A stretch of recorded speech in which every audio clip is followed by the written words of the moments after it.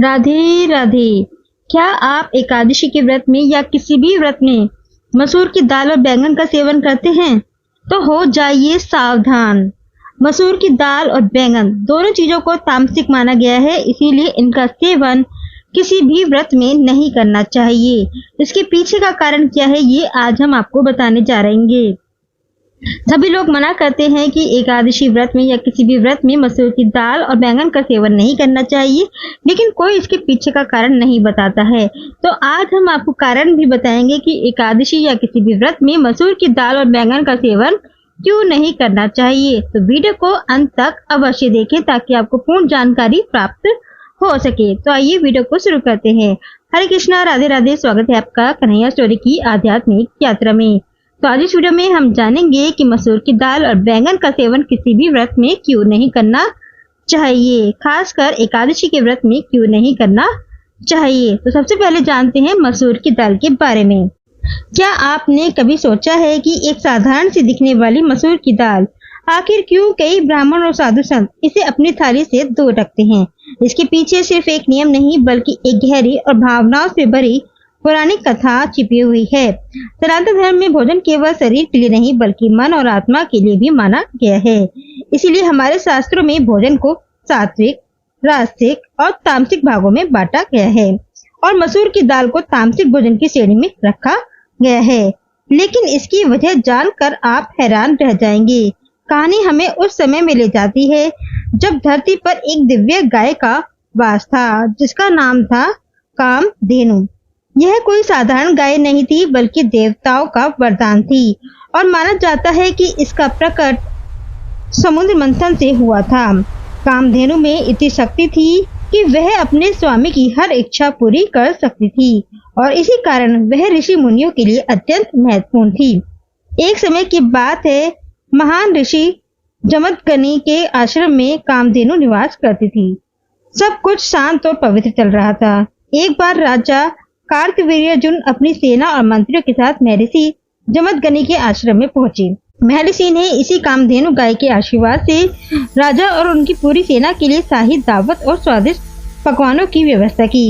इतने भव्य सत्कार को देखकर राजा कार्तवीर्यार्जुन चकित रह गए और उन्हें इस बात का एहसास हुआ कि यह सब कामधेनु गाय की कृपा है। लोभ में आकर राजा ने महर्षि जमदग्नि से वह गाय मांग ली। महर्षि जमदग्नि ने कामधेनु को यह कहकर देने से इनकार कर दिया कि यह गाय उनके आश्रम और यज्ञों के संचालन का एकमात्र साधन है। इससे क्रोधित होकर राजा ने बलपूर्वक गाय को छीन लिया और आश्रम को तहस नहस कर दिया। कहा जाता है कि जब कामधेनु पर बाण चलाए गए तो उसका दिव्य रक्त धरती पर गिरा और जहां जहां वह रक्त गिरा वहां से लाल रंग के छोटे छोटे पौधे उगने लगे। समय के साथ वही पौधे मसूर की दाल के रूप में पहचाने जाने लगे। इसीलिए इस दाल को केवल एक अनाज नहीं बल्कि उस दिव्य पीड़ा और बलिदान का प्रतीक माना जाता है और यही कारण है कि कई ब्राह्मण और साधु संत इसे खाने से परहेज करते हैं क्योंकि वे इसे एक पवित्र जीव के कष्ट से जुड़ा हुआ मानते हैं। इतना ही नहीं, एक और मान्यता भी इस रहस्य को और गहरा कर देती है। कहा जाता है कि जब भगवान विष्णु ने दैत्य राहु का वध किया था और उसका सिर कटा था, तब उसके शरीर से जो रक्त धरती पर गिरा उसी से लाल मसूर की उत्पत्ति हुई। इस कारण से भी उसे उग्र और तामसिक माना गया है। ऐसा माना जाता है कि यह दाल शरीर में ऊर्जा तो देती है लेकिन मन में चंचलता, आलस्य और कभी कभी क्रोध को भी बढ़ा सकती है और यही कारण है कि जो लोग ध्यान, साधना और शुद्ध जीवन जीना चाहते हैं वे इससे दूरी बनाकर रखते हैं। इसीलिए किसी भी व्रत में लाल मसूर की दाल को खाने की मनाही कही गई है। अब आइए जानते हैं कि बैंगन क्यों नहीं खाना चाहिए किसी भी व्रत में, खासकर एकादशी के व्रत में।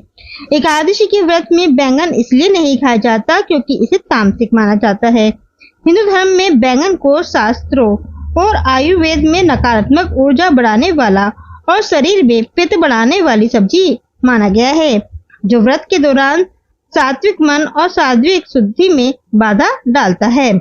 बैंगन को व्रत में ना खाने के मुख्य कारण निम्नलिखित हैं। नंबर 1, तामसिक प्रकृति। बैंगन जमीन के बहुत करीब उगता है और इसमें कीड़े बहुत जल्दी लगते हैं। इसे शास्त्रों में अशुद्ध और तामसिक भोजन माना गया है, जो मन में आलस और नकारात्मक विचार लाता है। नंबर 2, पूजा पाठ का नियम। एकादशी भगवान विष्णु जी को समर्पित सबसे पवित्र तिथियों में से एक है। कुछ सनातन परंपराओं में यह भी मान्यता है कि भगवान विष्णु बैंगन खाने वालों से दूरी बनाए रखते हैं। इसका कारण प्रतीकात्मक है, बैंगन की का अशुद्धता से जुड़ाव। इस दिन सात्विक, संयमित और आध्यात्मिक आचरण करना होता है, इसलिए तामसिक चीजों से परहेज किया जाता है। अगला आता है धार्मिक मान्यताएं। ऐसी मान्यता है कि बैंगन का बीज पेट में 27 दिनों तक पेट में रहता है। यदि कोई व्यक्ति इस अवधि के भीतर मर जाता है तो अपचित बीजों का प्रभाव आत्मा की आध्यात्मिक यात्रा को रोक देता है, जो एकादशी के व्रत से मिलने वाले पुण्य फलों को नष्ट कर सकता है। अगला नंबर आता है स्वास्थ्य और पाचन। व्रत के दौरान पाचन तंत्र हल्का और शांत होना चाहिए। बैंगन भारी होता है और पेट में गैस व एसिडिटी जैसी स्वास्थ्य समस्याएं पैदा कर सकता है। अगला आता है सफेद और श्याम रंग के बैंगन के पर बहस।